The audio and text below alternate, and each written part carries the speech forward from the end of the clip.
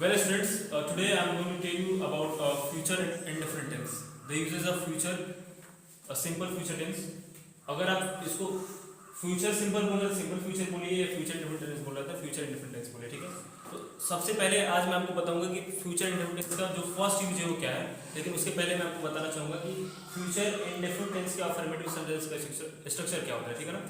देखिए स्ट्रक्चर इसका होता है अफर्मेटिव सेंटेंस का सब्जेक्ट प्लस विल और शैल प्लस V1 प्लस ऑब्जेक्ट और कॉम्प्लीमेंट, ठीक है। अब देखिए किसके साथ विल यूज करेंगे और किसके साथ शैल यूज करेंगे, मैं आपको बता दे रहा हूँ। सिंगुलर सब्जेक्ट के साथ यानी कि ही सी इट और किसी एक पार्टिकुलर नाम के साथ हम क्या करेंगे, विल का यूज करेंगे, और आई और वी के साथ शैल का यूज करेंगे, ठीक है। लेकिन इसका यूज आप लिखने में ही करेंगे। अगर आपको स्पीकिंग करना है, अगर आपको बोलना है, कोई भी सेंटेंस बोलना है, तो अगर आप चाहें तो हर एक सब्जेक्ट के साथ क्या कर सकते हैं, विल का प्रयोग कर सकते हैं, ठीक है ना। वो हमारा ग्रामेटिकली रॉन्ग नहीं माना जाता है।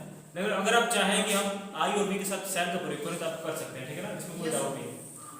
तो ये ही स्ट्रक्चर हम क्या करेंगे, यूज करेंगे प्रेजेंट इंडेफिनिट टेंस को एक्सप्रेस करने के लिए, यानी कि सिचुएशन को, तो फ्यूचर इंडेफिनिट टेंस को। तो देखिए सबसे जो पहला हमारा एक्सप्लेनेशन है फ्यूचर इंडेफिनिट टेंस का, वो है to express actions to take place in future और टू एक्सप्रेस सिंपल फ्यूचरिटी, यानी कि ऐसे कार्य को दिखाने के लिए जो कि फ्यूचर में वो कार्य होगा, मतलब कोई ऐसा कार्य जो कि फ्यूचर में होगा, ठीक है ना, उस सिचुएशन को एक्सप्रेस करने के लिए क्या करेंगे, फ्यूचर इंडेफिनिट टेंस का अफर्मेटिव टेंस का प्रयोग करेंगे। तो इस पे मैंने पहला हम यहाँ पे सेंटेंस लिख रखे हैं, उसको मैं आपको समझाना चाहता हूँ। देखिए यहाँ पे पहला सेंटेंस जो है, I shall read this book, I shall read this book. मान लीजिए कोई किताब है, ठीक है ना, सपोज दैट मान लीजिए मेरे पास एक किताब है, ठीक है ना, और ये जो किताब है वो ग्रुप डिस्कशन की किताब है, ठीक है।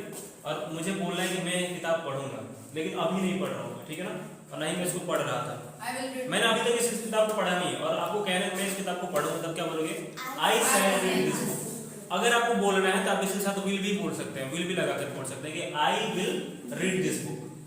तो आप इसके साथ आई के साथ शैल भी यूज कर सकते हैं और विल भी यूज कर सकते हैं। मतलब आप क्या करेंगे, इस काम को फ्यूचर में करेंगे। आप कह रहे हैं कि I will read this book, मतलब मैं ये किताब पढ़ूंगा, ठीक है, तो फ्यूचर में पढ़ेगा, मतलब this work will be done in future, ठीक है ना। दूसरा सेंटेंस अगर हम देखें, दूसरा सेंटेंस हम लिखे हैं you will speak English tomorrow. अगर हम आपको कह रहे हैं कि आप कल अंग्रेजी बोलेंगे, तो हम क्या बोलेंगे, you will speak English tomorrow. अगर हम कह रहे हैं आपसे कि आप कल इंग्लिश लिखेंगे, तो हम बोलेंगे you will write English tomorrow. अगर हमें आपसे कह रहे हैं कि आप यह काम कल करेंगे, तो हम बोलेंगे कि you will do this work tomorrow. समझ में आ रहा है। अगला सेंटेंस जो हमारा है वो लिखे हैं she will be 18 next month. वह अगले मंथ यानी कि अगले महीने कितने साल की हो जाएगी, 18 साल की। अब इस सेंटेंस को आप अपने ऊपर भी बोल सकते हैं। मान लीजिए अगर अभी आप 16 साल के हैं, तो अगर आप अगले मंथ या अगले साल अगर आप 17 साल के हो जाएंगे, तो आप बोलेंगे कि I will be 18 next year या I will be 18 next month. अगर आप मान लीजिए 19 साल के हैं और अगले महीने आप 20 साल के हो जाएंगे, अगले साल आप 20 साल के हो जाएंगे, तब बोलेंगे, अगर आप मान लीजिए 19 के हैं, अगर आपको बोलना है मैं अगले साल 20 साल का हो जाऊंगा, तब क्या बोलेंगे, I will B 20 next year. या अगर आप अगले मंथ, अभी मान लीजिए आप 15 साल के, अगले मंथ आप 16 साल के हो जाएंगे, तब बोलेंगे I will B 16 next month, ठीक है ना। मतलब इसमें भी क्या हो रहा है कि कोई कार्य फ्यूचर में होगा, लेकिन अभी इस समय बोलते वक्त नहीं हो रहा है, ठीक है ना। अब हमारा जो लास्ट सेंटेंस है वो है I will work hard to get success. मतलब मैं कड़ी मेहनत या कड़ी परिश्रम करूंगा, क्या करने के लिए, टू गेट सक्सेस। सक्सेस मतलब सफलता को पाने के लिए, ठीक है। या आप इस सेंटेंस को अपने स्पीकिंग के लिए भी यूज कर सकते हैं कि क्या बोल सकते हैं आप बोल सकते हैं कि मैं अंग्रेजी बोलने के लिए क्या करूंगा, कड़ी मेहनत करूंगा। आप कैसे बोलेंगे, I will work hard to speak English, ठीक है ना।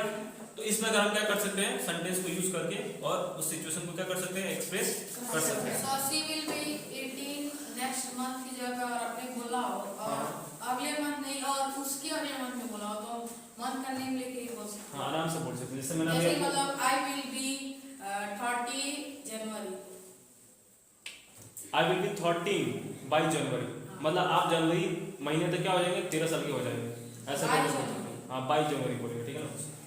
देखिए एक बार और मैं सिचुएशन आपको समझा देना चाहता हूँ कि फ्यूचर इंडेफिनिट टेंस का प्रयोग हम लोग उस सिचुएशन को एक्सप्रेस करने के लिए करते हैं जो फ्यूचर में कोई कार्य होगा। फ्यूचर में वो चीज क्या होगा, स्थान पर टेक प्लेस करेगा, ठीक है ना। मतलब if any work will be done in future then we will use a future indefinite tense. कोई डाउट? No sir. अगर इस सेंटेंस को आपको निगेटिव बनाना होगा तो आप क्या करेंगे? ठीक, हेल्पिंग के बाद क्या कर देंगे, नॉट कर देंगे। जैसे मान लीजिए मुझे आपको बोलना है कि मैं इंग्लिश बोलने के लिए कड़ी मेहनत नहीं करूंगा, हम क्या बोलेंगे, I will not do the hard work for learning English.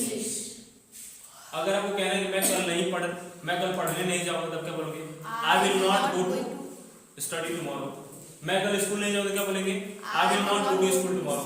तो यह काम आप फ्यूचर में करोगे या नहीं करोगे, उस सिचुएशन के लिए हम क्या कर रहे हैं, इसको यूज कर रहे हैं। किसी कोई डाउट?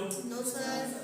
ओके देन, अगर डाउट नहीं है मैं आपसे पूछता हूँ, बताएं ताकि क्लियर हो सके कि आपको समझ में आया है कि नहीं आया। ठीक है, वंदना आप खड़े हो, आप बताइए कि जब आपको बोलना होगा कि मैं अंग्रेजी नहीं बोलूंगी तो आप कैसे बोलोगी? I will not speak English. Good, very good, have a seat. Now Anamika, you stand up. Now you just tell me that if you have to say that मैं यह काम करूंगी, then how will you speak? हां, how will you speak? मैं यहाँ काम करूँगी। मैं यह काम करूंगी। मैं यह काम करूँगी। I will do this work. Very good, very good. Have a seat. Now, yes, you stand up.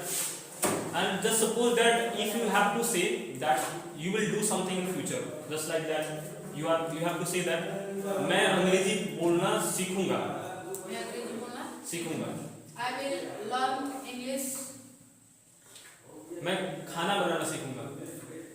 I will learn cook food. I will learn how to speak English and I will learn how to cook food. आपको बताया था ना, जब कोई चीज सीखने की बात होती है, कोई चीज हमको आता है तो हम क्या करते हैं, हाउ टू का प्रयोग करते हैं। तो अगर आपको बोलना है कि मैं अंग्रेजी बोलना सीखूंगा तो क्या बोलोगे? I will learn how to speak English. अगर आपको कहना है कि मैं साइकिल चलाना सीखूंगा, I will learn how to ride bicycle. आ रही बात समझ में? Yes sir. It means that you have got that what do I need to say, and in this situation we will use the future different tense, right? Yes sir. Yes sir. You can I have a seat. understand. You can have a seat.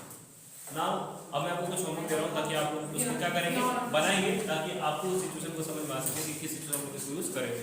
वैसे तो आपको समझ में आ गया, लेकिन homework देना जरूरी है। तो अब मैं होमवर्क बोलूंगा, एक मिनट का